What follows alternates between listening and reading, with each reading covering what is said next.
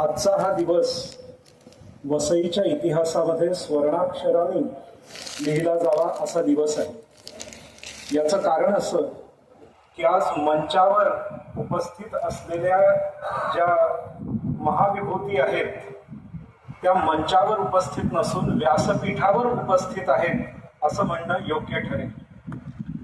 आज आपल्यामध्ये जे आहेत त्यांचा थोडक्यात परिचय करून देतो। बऱ्याच जणांना माहिती नसेल की आज आपल्यामध्ये 2 पद्मश्री उपस्थित आहेत। वास्तविक पाहता प्रोटोकॉलनुसार मॅजिस्ट्रेट साहेबांनी इथे यायला हवं होतं, कमिशनर साहेबांनी इकडे यायला हवं होतं त्यांच्या स्वागतासाठी, पण 2 पद्मश्री वसईत पहिल्यांदाच असल्यामुळे थोडे तर सवय नाही आपल्या वसईकरांना, तर 2 पद्मश्री आपल्या वसईत उपस्थित असणं हे आपलं महत् भाग्य आहे। आणि हे पद्मश्री जे आहेत हे तुम्हाला माहिती आहे 2014 सालापासून वशिल्याने पद्मश्री होत नाही आहेत, कर्तृत्वाने पद्मश्री होत आहेत। यातले व्यासपीठावर सगळ्यात साधे सगळ्यात विनयशील दिसणारे जे आहेत ते सगळ्यात मोठे आहेत, ते म्हणजे वेदमूर्ती, विद्वद्मणी आणि आपल्या सनातन वैदिक धर्मांचे महानिधी असलेले गणेश्वर शास्त्री द्रविड।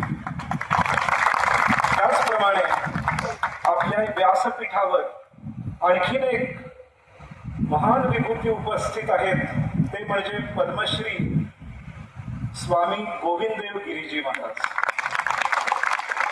आज यांच्या प्रेरणेने अयोध्येमध्ये राम मंदिराची मंत्रोपचाराद्वारे प्रतिष्ठित झाली ते स्वामी गोविंददेव गिरीजी महाराज आहेत। आणि त्यांचं आणि वसईचं असं नातं आहे की त्यांचे जे प्रथम विद्यागुरु ते म्हणजे पांडुरंग शास्त्री आठवले महाराज। आणि पांडुरंग शास्त्री आठवले आणि आपल्या वसईचा फार जवळचा संबंध आहे, किंबहुना वसईला संस्कारी बनवणारे पांडुरंग शास्त्री आठवले।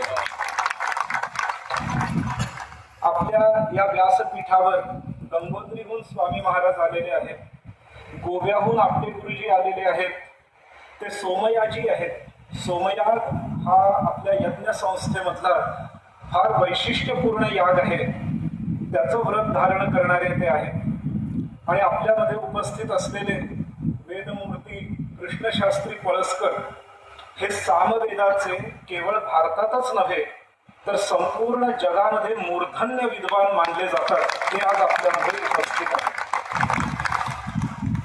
त्याचप्रमाणे डॉक्टर बोधलेजी जे वारकरी संप्रदायाचे फार गणमान्य हरिभक्त परायण मानले जातात, तेही आपल्यामध्ये उपस्थित आहेत। तर आजचा हा सोहळा न भूतो न भविष्यती असा आहे। वास्तविक पाहता या मंडळींपैकी माझ्या सकट कोणीही सहसा वाढदिवसांना उपस्थित राहत नाही, पण आज ही सगळी मंडळी संदीप भाऊंच्या षष्ठ्यब्दी पूर्तीसाठी जे उपस्थित झालेले आहेत ते म्हणजे संदीप भाऊंचं कार्य पाहून उपस्थित झालेले।